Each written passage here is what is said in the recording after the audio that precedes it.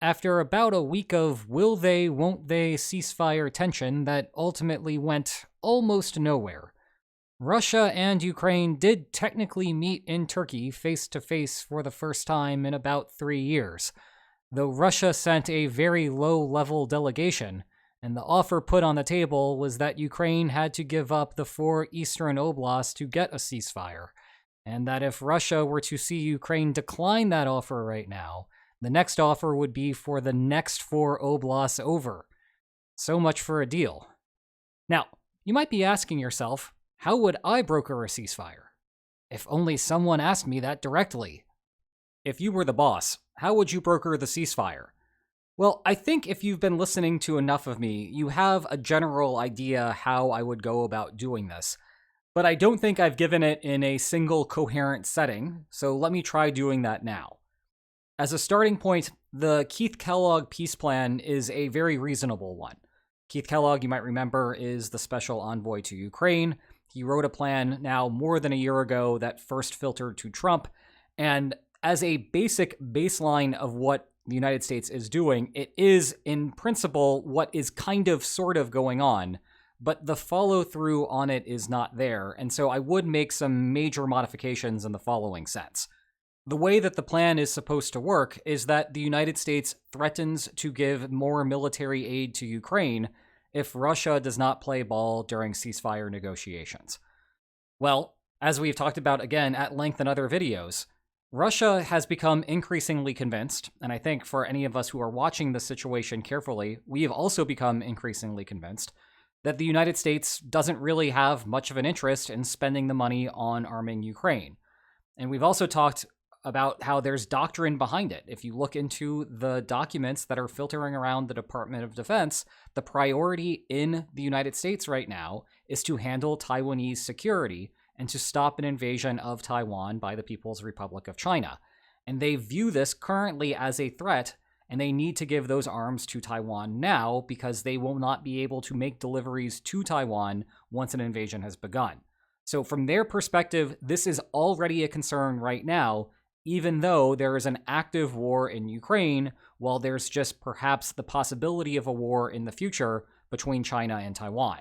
Now let's push aside the question about how much the United States cares about Taiwan versus Ukraine. Let's just suppose for a moment that, in fact, for whatever reason, either because this was always the case or because things are moving in the world that is pushing the Trump administration or Trump personally in this direction, there's now a belief, hypothetically, that Ukraine is a major problem that needs to be resolved immediately, and that the United States is actually willing to follow through on threats.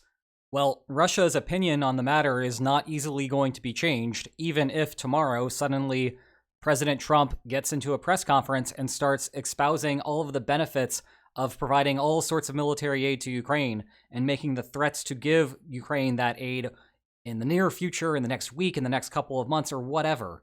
I don't think that sort of threat is going to get through to Putin, even if it were clearly articulated by the United States government, for the same reason that we're seeing problems with Europe doing similar things. Europe keeps saying, we're going to do this, we're going to do this, we're going to do that, and Russia, you need to stop, otherwise all of these things are going to happen. Stop saying that you're going to do it. Just do it. If you do it, you are paying a price that makes you credible in your threat. When you just say that you're going to do something, but you don't pay a cost associated with it, that's cheap talk, and there's no reason for the other side to update their beliefs under those circumstances in the vast majority of the types of military affairs that we are interested in discussing. So get a bill to Congress tomorrow that contains two things. One, increase spending on U.S. military infrastructure and production. So get those factories built that need to produce more 155 millimeter artillery shells and whatever else you think may be important. Get that going, and simultaneously start making more deliveries to Ukraine. Increase the amount of presidential drawdown authority, increase the amount of other sorts of avenues to give Ukraine more military aid, and start getting those supplies moving over there immediately. Then you go back to Russia at the bargaining table and explain to them, look, this is happening. We're paying these costs right now. We have created new factories. We have employed people to create those factories. We have employed people to work in those factories. there are new constituencies that have been created in the United States, political constituencies who are supportive of this, because if we were to suddenly stop doing those sorts of things, then those people would be out of a job and then get politically angry at us. So we are paying real costs here, and you are going to see the effect on the battlefield because we are now overwhelming Ukraine with military capacity. Moreover, we here in the United States have a much larger and much stronger economy than Russia does. And so if Russia, you try to compete with us on this front, it's not going to work. We can vastly outstrip you, and we will defeat you via the proxies inside of Ukraine. We will be able to give military capacity to Ukraine in large enough quantities that it will dwarf what you can do in Russia. But not to worry, Russia. There is something that you can do about this. If you agree to a ceasefire right now, call it 30 days, call it 60 days, whatever. If you agree to a ceasefire right now, we will pause temporarily the donations of this equipment to Ukraine. Or we'll at least slow down the speed at which we are donating it. We're still going to be continuing to produce all of that military material, though. Some might say it's materiel, actually. And that will just sit there in a large pool, waiting for you to violate the agreement, waiting for you to violate the ceasefire. And if you do, then suddenly it's going to be like a dam that breaks. All of that pent-up military aid is going to come rushing back into Ukraine. But again, not to worry, all you have to do is follow through on the ceasefire plans. And then after that, once there is the long-term deal that has been reached, well, then we'll be good. And you know what? We are still going to be supplying Ukraine with some military aid because Ukraine needs to be able to keep up with its defenses. So don't think that we're going to completely cut military aid from Ukraine once you sign the agreement. That's not going to happen. But we will tone it down a little bit. We're going to make this conditional on Ukraine and Russia still being at war. And once that war ends, we're going to tone it down quite a bit. And the upshot for the Trump administration is that if Russia does follow through on that ceasefire and then reaches a long-term peace agreement, now we have this influx of military capacity in the United States that we can turn around and give to Taiwan to defend that area from a Chinese invasion. And if it doesn't work, well, you know what? Russia is struggling to make gains at a reasonable cost as it is right now. There are gains. We've seen them plenty of times before. We know what that map looks like. Russia does make marginal gains on a daily basis that have accumulated to something that you can see on a map visually. But they have come at a very high cost to Russia. Imagine Russia trying to continue that sort of process with now Ukraine armed to the hilt with the latest in American military technology. It's not going to work well for Russia. So Russia can try. If Russia doesn't want to accept a ceasefire agreement or a long-term treaty thereafterward, or at least some sort of long-term understanding, even if it's not formalized, fine, try it on the battlefield. It's not going to work. You're going to come to the table later asking to get back to where we were before as a consequence. If Trump had a change of heart tomorrow, how easy would it be for him to convince his administration and supporters to support Ukraine? Well, you might think it's difficult, but actually it's going to be super easy, barely an inconvenience. There would be a handful of Republicans inside of Congress that are ardently against any sort of U.S. action abroad. This is the America First perspective that is not talking about America is the biggest, strongest country in the world and can do what it wants, but rather the America First approach, which is that the United States should just be focusing on the United States and ignore everything that's going on around them. That second category of America First people would probably be quite upset by this, but they are not the large majority of Republicans in Congress. Trump has quite a large following that is captive to some degree on his every word inside of Congress. And so if he were to flip the switch tomorrow and say suddenly that Russia is not actually serious about the ceasefire proposals. I thought I had a friend in Vladimir Putin inside of the Kremlin who wanted to work with me and wanted to get a peace deal done in Ukraine, but I found out I was wrong. I think he has betrayed our trust, and I am now very angry, and I want to punish him. I think if you're going to get a whole bunch of people inside of Congress that have been following Trump and are very loyal to Trump suddenly saying, yeah, I agree. If Trump says that this is the case, I believe him. I think we should follow what Trump is doing. And it actually wouldn't even take all that many Republicans to do this if Trump wanted to do it, because Democrats inside of both houses, inside of the House and inside of the Senate, both of those chambers, the Democrats are a relatively large minority, which means you only need a handful of Republicans to vote with Democrats to get legislation through, and the Democrats, by and large, want more aid to Ukraine.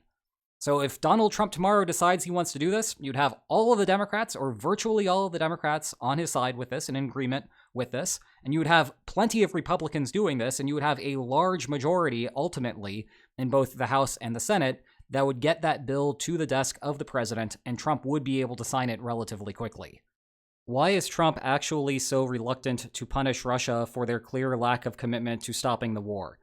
This is one of those things that everyone likes to fall back on a conspiracy theory, but there's a clear answer. There's a document that talks about it. We had an entire video about it if you want to watch that. It's about 40 or 45 minutes, but it's a deep dive into what's going on there. You can read the report for yourself, though. It's actually relatively easy to read. It's called The Prioritization Imperative, a strategy to defend America's interests in a more dangerous world. And like what we were talking about a couple of questions ago, the answer is Taiwan. That the Trump administration and many Republicans, just generally speaking, believe that, again, Taiwan is the biggest issue that is going to appear in our time. Something that Democrats have also thought in the past as well. If you go back to the Obama administration and the pivot to China, remember that? That was a thing too in the Obama administration. This is the major concern for the Trump administration, and this is what's getting all of the action going on there. And for me personally, this is an endless source of frustration.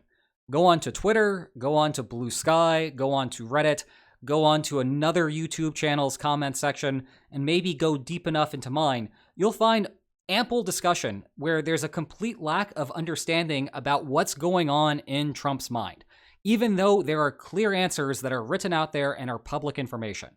I think part of it is that the larger media does not do a good job communicating this message. I have not heard this message on a broader platform, something with, a CNN level style of audience. As I was producing this video here, the one with the thumbnail that you see now, I looked and I did some Google searching about Trump doctrine and tried to figure out what I would see if I Googled that. And I found out that there weren't particularly good answers, which is, again, something that's not what you would expect or hope from a media organization that wants to try to understand what's going on in the world. That there might be some sort of exploration of this if all it really takes is to go on a website, download a PDF, and spend an hour and a half reading. It's not that difficult. And to be clear, I am not here to tell you that the analysis in the prioritization imperative is correct, and that the United States should be drawing down the resources given to Ukraine and trying to focus 99% of its effort into Taiwan. That might be true. It might not be true, though. I will say that what you can read in the prioritization imperative presents a logically coherent argument. It makes some assumptions, it works with the logic that underlies those assumptions, and it draws some conclusions based off of those assumptions. Now, whether those conclusions are things that we should actually be implementing in the real world depend on the quality of the assumptions that are made inside of the document. And that should drive a difference in opinion on whether we should be giving more stuff to Taiwan or whether we should be focusing on Ukraine. But what makes this so frustrating from my perspective is that the entire argument that we see online is geared toward, I don't understand what Trump is doing, rather than looking at the assumptions inside of the prioritization imperative, comparing that to the assumptions that people who are more Eurocentric tend to focus on, and making an argument about which of those assumptions is empirically correct and which is not. And then that would tell us what we should be doing. But we're not at that step yet. We're arguing in circles and we're talking past each other rather than making progress. And for me, that is incredibly frustrating. Is it just me, or has there been a huge seismic shift that will leave the United States way behind at the dawn of another technological revolution in warfare, due to our unreliability to erstwhile allies, both strategically and economically, which has rendered us untrustworthy to share new military technology and intelligence with? That is certainly a concern that I have expressed before on this channel, and it's certainly a concern that a lot of other people have. But I think this is another topic of conversation that would benefit from understanding what's going on inside of the prioritization imperative. Because if you read what the plan is, this part maybe is not as concerning as it might seem. If you look at what military spending is inside of NATO countries, it is roughly half the United States and roughly half of everyone else. So while it is true that NATO benefits to a great degree from the specialization of labor, allowing some countries to focus on some weapons programs and other countries to focus on other weapons programs, the primary beneficiary of that are the European countries.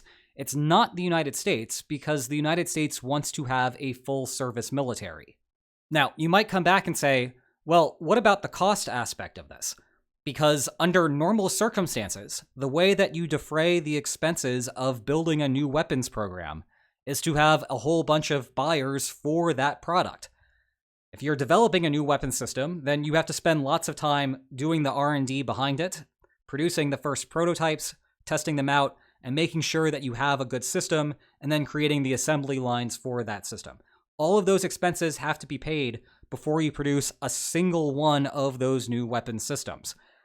But if you have a whole bunch of different buyers all interested in purchasing those weapon systems, then once you have paid all of those startup costs, then you just produce. And because the marginal cost of production is relatively low as compared to all of those fixed costs, the end cost per unit ends up being relatively cheap if you have all of those buyers all interested in your program. Now, that is all well and good, but inside of the prioritization imperative, the counter-argument there is that the United States is going to be spending so much developing its own military capacity that by itself, the United States is going to be able to make the end cost per unit produced relatively low without any purchases coming in from abroad.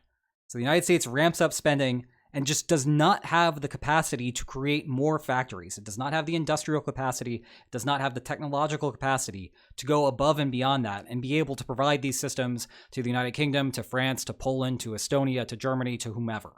And as a result, it would be better if Europe were to invest in its own military capacity so that it can create those sorts of programs and it can benefit from those economies of scale by Europe spending more on its own inside of its own continent. And while there still should be some level of transatlantic cooperation between the two, it's not as apparent why it's going to be as big of a problem in the future, according to this mindset, if the United States is ramping up spending so much on its own. Moreover, if Europe follows through on this, by the end of it, Europe will have created such a strong military-industrial base that you'll have a powerhouse on both sides of the Atlantic. And so what we're seeing ultimately there is a complex trade-off between the standard types of specialization of labor benefits that has previously defined the transatlantic relationship. They're trading that in exchange for the comparative advantage of Europe being better able to regionally take care of the affairs that are going along the border between Western Europe and Russia, and the United States being better able to take care of what's going on in the Indo-Pacific region. Once again, is that a good idea? Unclear. But if we can have a conversation about that being the plan and then understand what the logic is that underlies that plan, think about the assumptions that underpin the belief that this is the right thing to be doing in the first place, then we can have an intelligent argument about it and try to actually make progress on what the United States and Europe should be doing collectively to handle all sorts of problems that are going on around the world, not just with what's happening between Ukraine and Russia right now, but the bigger picture that's going to continue to be a problem for the next 2 decades or so. This may be more of a simple question, but do you think that there is a genuine expectation that something would come out of these discussions from the past week or so, say a momentary ceasefire? I am sure that these talks aren't purely performative. Well, let's not go that far. But I also find it difficult to believe that a meeting without Putin present would result in anything substantial. I think this is all a good conversation to have. I think with the part about I'm sure that these talks aren't purely performative, well, they might very well be, and it might be reasonable to think that that is the most likely thing to be the case, but that simultaneously it is possible that they aren't, and thus it is worth paying attention to these sorts of talks. So to answer this question directly, 2 things can be true simultaneously. One is that the modal expected outcome of a meeting like this is that nothing will happen. But, again, simultaneously, there remains a low chance that something will happen. And why that might be the case, there's a variety of reasons. It might be that as a consequence of this conversation, Trump changes his mind. And suddenly that is going to have a major effect on the war because now Ukraine is getting copious aid. Could also be the case that even though we don't have the big power players sitting at one of these meetings, it's possible that something is happening on the ground in the war that we as outside observers and analysts of this conflict are not observing directly. Okay, so think about this as the fog of war. If you're on the ground, you're going to have a better idea of what's happening about the day-to-day logistics and the day-to-day shifts in military capacity on the ground than we are. There are some things that we can see the big picture of better. That's true as well, but there's at the same time, a fog of war that surrounds us as the analysts. And it is possible that something has happened in the last few days or so that is causing, for example, maybe Russia to change its mind about what it should be trying to demand in negotiations. And as a consequence, it is possible that we could, in one of these conversations, see something meaningful happen. What does it bring to the negotiation that the heads of state come instead of just sending a delegation? With our communication technology, it doesn't seem that necessary except as a symbol. Well, at least from my perspective, having gone through the pandemic once and hopefully never again, there is a clear difference between having a conversation over Zoom and having a real-life conversation. And if you're thinking about just how important the conversations that take place surrounding a peace negotiation in the middle of a war, that's the type of thing that's worth having the very people that are making the very final decisions on the subject present for. I think a good analogy to have here is thinking about this as a couple of companies, very large companies, and the CEOs of those companies. So the companies are the countries and the CEOs are the heads of state. If you're going to have a deal ultimately being reached between two companies, say a merger or something like that, you're going to have the two CEOs sign off on it ultimately. They're going to be the ones that are responsible for the final discussions. And so at some point, it is reasonable to have the CEOs or the heads of state around for it. There is, of course, a timing problem with this, though, that heads of state have lots of things to do. They have limited amounts of time. And so you don't want to be in a situation where you're having heads of state spending time doing something that ultimately is not going to go anywhere. For example, you think that there's going to be a deal signed, a final deal signed, and all you're doing is trying to dot the final I's and cross the final T's. That's the type of thing that having a leader there is good for, because you can make sure that it gets done on that particular day and we're not elongating the process. But you don't want to have a leader go to someplace and have a deal not ultimately be reached, or not have substantial progress be made on reaching a deal that will pay off in the long run. So in sum, it cuts through a layer of bureaucracy, and that can be very helpful when you want to get the final thing signed. How would the Russian domestic audience react to Vladimir Putin being the first one to step down from the peace talks? Is this severely damaging to the Kremlin's agenda internally? Or is it yet another speed bump that they can manage with the support from their media apparatus? I think a good default position to take in these sorts of situations and cases is to think that Putin can do basically whatever he wants. Now, clearly there are limits to that. It's not the case that, for example, tomorrow, Putin could establish a 100% wealth tax on everyone inside of Russia, and for him to expect that everyone would be okay with that, and for that to not result in some sort of domestic turbulence on the streets of Moscow or inside of the Kremlin itself.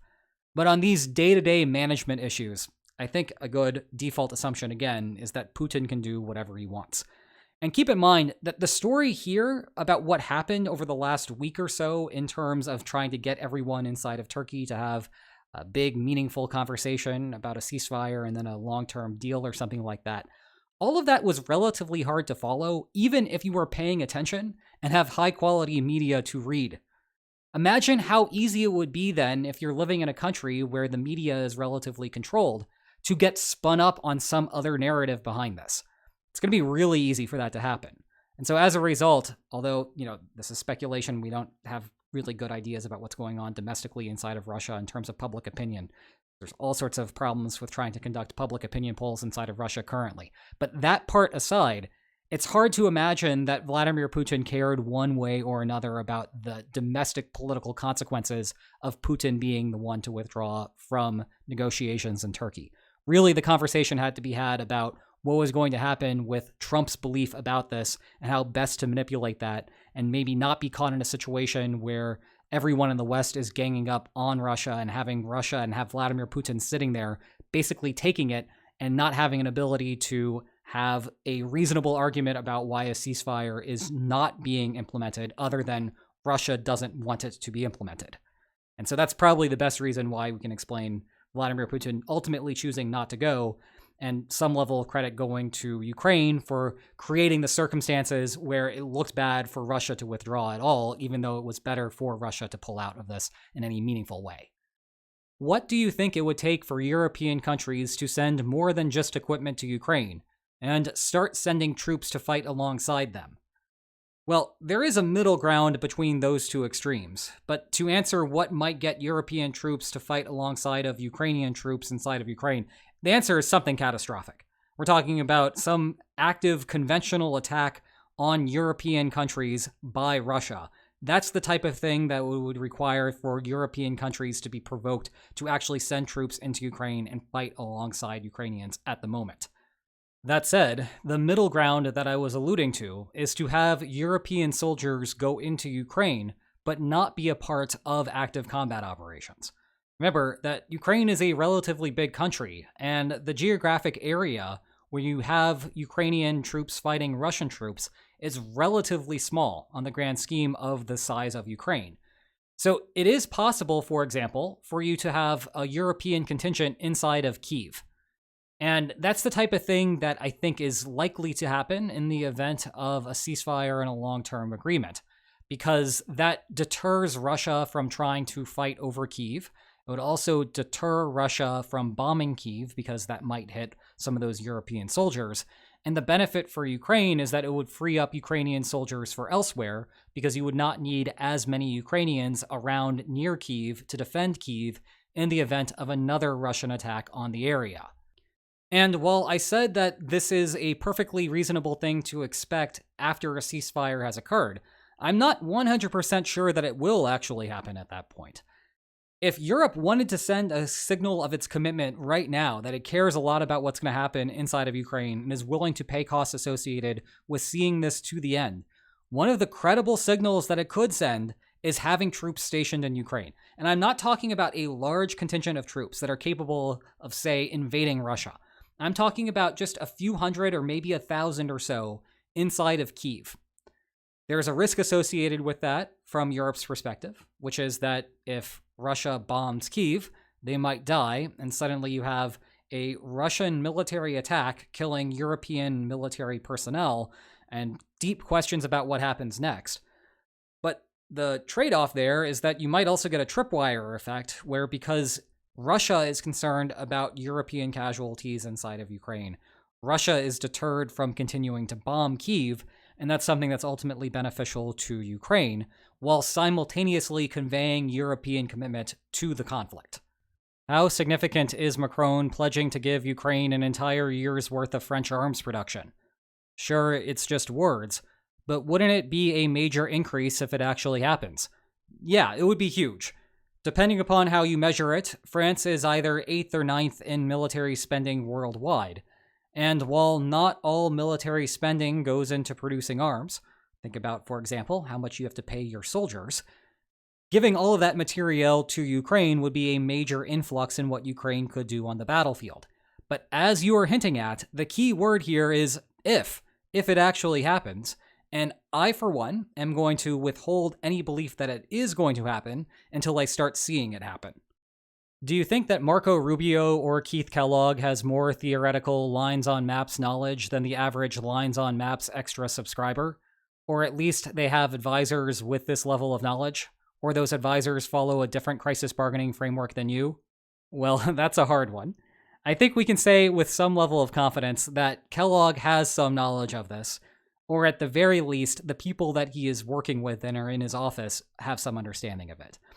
And I can say that because having read his peace plan, it is very much geared in the type of thinking that modern crisis bargaining theorists or modern political scientists who study international relations and conflict, he has a modern understanding of how we think about conflict, or at least that's reflected in the peace plan. So I would expect that someone, again, in his orbit has maybe taken some classes on this, or at least has a recent master's degree or undergraduate degree from an institution that teaches this at the undergraduate level. And that is showing inside of the documents that he has written.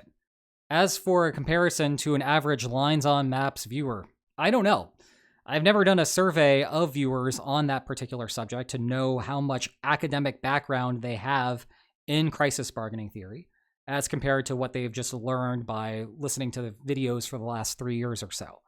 I would guess, though, that the vast majority of you have had very little or no training at all, and there's nothing wrong with that.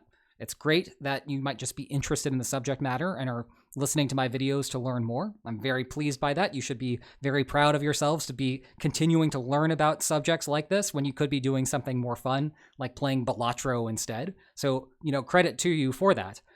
But simultaneously, I think that there is a big difference between what you can comprehend watching these videos versus what you would learn by sitting down and taking a class properly in a normal academic setting.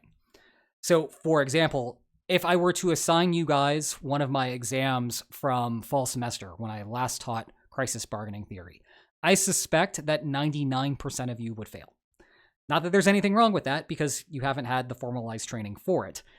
I also suspect simultaneously, though, so while I was, really hitting you guys for not being able to do it very well on the exam, let me simultaneously say, though, that I think that 99% of you, if you actually sat down in that class and took the class, I think you would all get very, very good grades, or at least 99% of you would get good grades, because you have this just inherent curiosity about the subject matter that would pay off in how much you're interested in following what I'm saying in class, and how much you're studying outside of class, and how much effort you're putting into the exams. So I think that this audience has a high level of latent capacity, but they don't have the realized capacity that, say, someone in Keith Kellogg's orbit certainly has, based off of what I've read inside of his peace plan. The last thing that I'll say about a comparison between Rubio and Kellogg, I don't know how much knowledge Rubio has in the subject, and I would expect that he doesn't have very much at all, because he is a lifelong politician, and there's nothing wrong with that, to be clear. But the way that he was getting promoted and going through the ranks was not about his knowledge of military capacity and analysis of crisis bargaining. That's just not what his promotion incentives were a long time ago. Whereas someone like Keith Kellogg, who was a general in the military, had to have gone through some training at some point to get to his level, where he was learning about the theory of conflict, broadly speaking. And the people that he's surrounding himself also had to learn some level of that. One thing that I personally did not actually really have a good grasp of at all until I started integrating more and talking to more people in these sorts of fields, inside of the State Department, inside of DoD. I was really surprised that the level of desire to learn about these sorts of things and the understanding and the implementation of crisis bargaining theory, that has been a lot easier to get to with DoD than it has with the State Department. And I would have thought it was the opposite going into this. I would have thought that it would have been easier to talk to people about crisis bargaining theory inside of state. It is not. It is inside of DoD. DoD is a lot easier to talk to. And again, this is reflecting my own lack of knowledge about the comparison between the two going into this. Because DoD is very much interested in understanding bargaining and warfare dynamics, of course they have some interest at some level in what I'm talking about. And they have some sort of curiosity to learn more. Whereas what you get in the State Department is a lot more individuals who are interested in studying world politics rather than the mathematical machinations behind crisis bargaining theory. So to wrap that up there, crisis bargaining theory is directly taught in a lot of military classrooms. It is the type of thing that is relatively new to that type of hands-on training for policymakers or military officials in this particular context. So if you're thinking about the highest and highest of tiers, you're relatively less likely to have individuals who know about this than going to a second or a third tier down in the military hierarchy.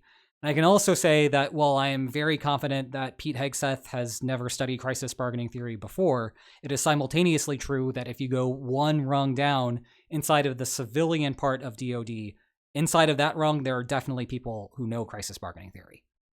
What do you think would have happened if Russia managed to take Kyiv in 2022? I think we would be in the fourth year of an insurgency. Russia would be in a better position, obviously, than Russia is currently, because Russia at that point would have at least taken all of the territory. But it still wouldn't necessarily be an easy victory. Think about mission accomplished inside of Iraq when George W. Bush landed on that aircraft carrier with a banner that said mission accomplished behind him. That was the end of the military phase of an interstate war between two parties. But if you win an interstate war, remove the leader that's in charge of the country that has lost the interstate war, there still may be very large sums of people that are upset about what's happening and willing to pick up arms and fight in an unconventional way to try to drive you from the country. And that's the crazy thing about all of this. In February 2022, we thought that the easy part of this for Russia was going to be the military part, the conventional military fight between Ukraine and Russia. They still have not succeeded in that regard. And even if Ukraine were to somehow magically fall apart and Russia to take over all of it tomorrow, even if the government is no longer functional, there's still going to be a lot of upset Ukrainians who want to fight against Russians, and Russia would not have very much fun.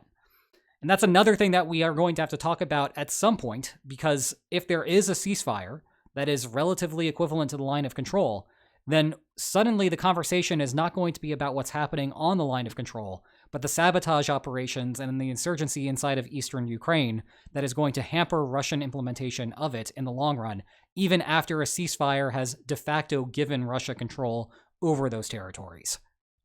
What will we get first, GTA 6 or a ceasefire? Well, combining both the delay of Grand Theft Auto 6 and the running in circles of the last week in terms of diplomacy, I think it's a push. Who knows? Ketchup or mustard? Personally, I'm a ketchup guy. But simultaneously, that's a false dichotomy. You can have both. Just like you can get both of these books about the war in Ukraine.